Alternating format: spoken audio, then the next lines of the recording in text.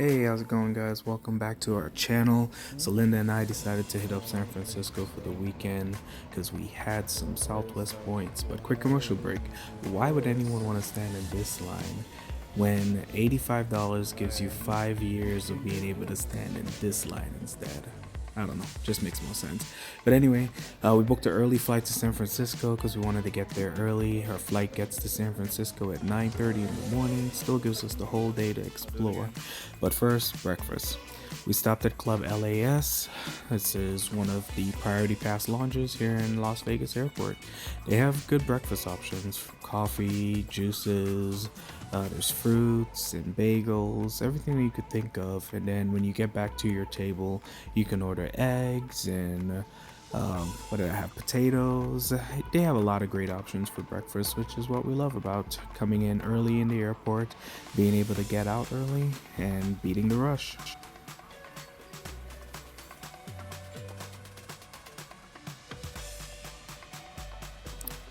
And now that we're full, time to head our flight.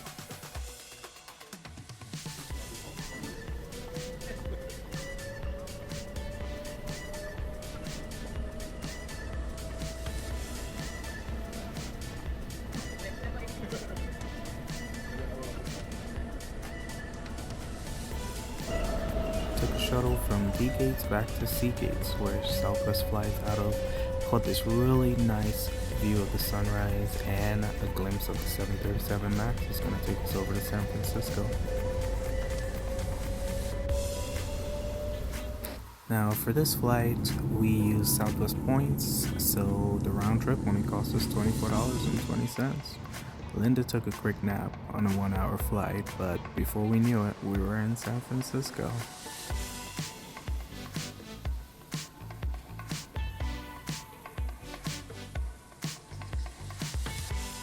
So we got our bags and called for an Uber. It took about 5-6 minutes for the Uber to get there, but it's a really nice view of the actual airport and the top of their parking garage. Before you know it, our Uber was there and we were on our way to downtown San Francisco.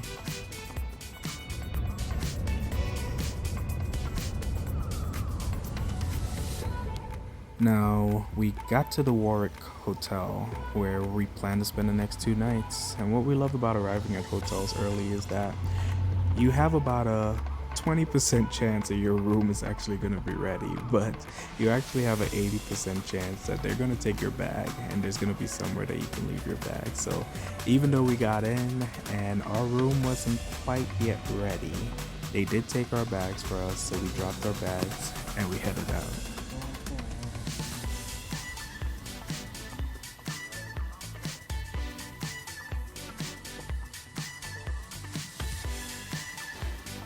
Picked this hotel because 5 minutes walking distance is Union Square, which is in the middle of downtown, and we really liked it. It was a real chill location where you can just maybe sit down, read a book, drink a cup of coffee, which is what we did. After a stop at the local Starbucks, we walked around, took in the view of Union Square, and then decided to sit down and just have a cup of coffee.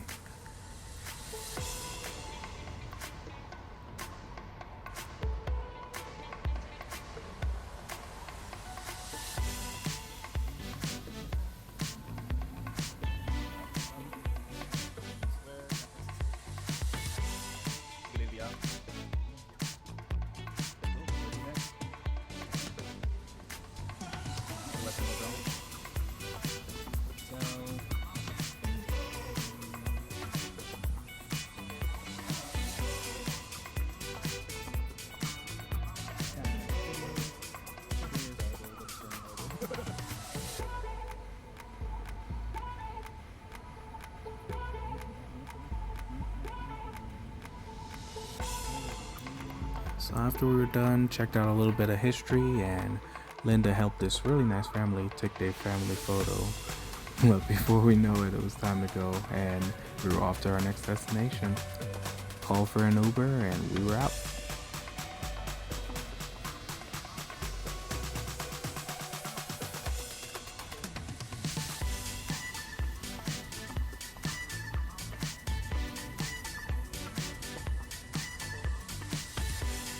Now the next stop after Union Square was Ghirardelli Square, which is home to the Ghirardelli experience and the chocolate experience. But when we got there, we walked in, took a few pictures just by the sign because we love chocolate. But then as we were walking in, we realized the experience we came to see was closed. Reopening in the summer. I guess it gives us another reason to come back, but still took the time to look at the view and take in the scene before going to get us some chocolate.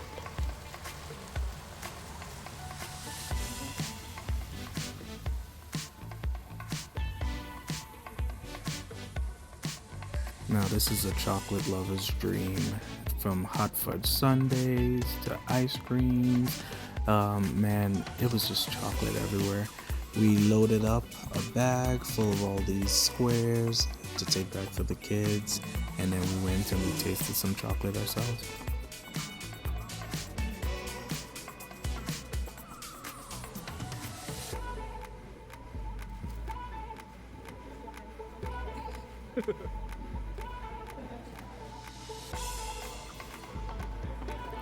So as you leave and you walk down some stairs, it's right on the entrance to the Aquatic Park Cove, which is designed for non-motorized boats, but creates this welcoming, cool area that you can just hang out by the water.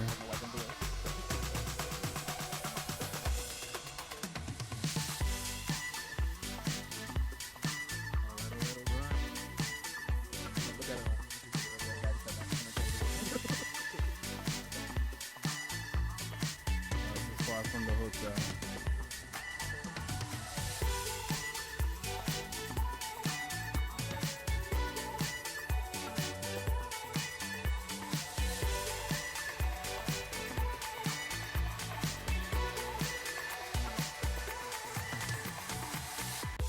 After walking around and taking in the sights, it was time for lunch. Found this nice little Italian spot on the pier and opted to sit outside because the weather was great. I had fish and chips, which was the same snapper that they caught right on the pier, and Linda had the clam chowder, and then we were off again. Now when I looked at the map, I did not realize this was a hill, but nevertheless we walked up the hill because Linda reminded me it was still leg day. We walked up the hill because we wanted to get to the top of the hill where we had the entrance to Lombard Street. Lombard Street is considered the crookedest street in the world, or at least they claim to be the crookedest street in the world. It's 8 sharp turns down, and it's really a view to see from the top, but whatever goes up has to go down, so we went down the stairs.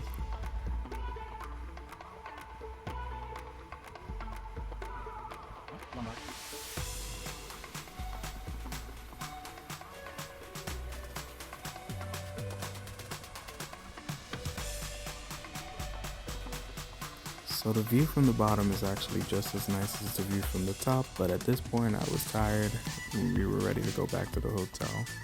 When we booked this hotel, we booked the balcony suite. It was an upgraded room that gave us an outdoor balcony. The cost of the room was $322, but we paid with miles, so all we had to pay was the $62, which was $31 a night resort fee, you can say. And once you entered the room, you got into this nice living room area and then over to the bedroom. It had a bathroom attached and then a balcony. Not too bad space-wise.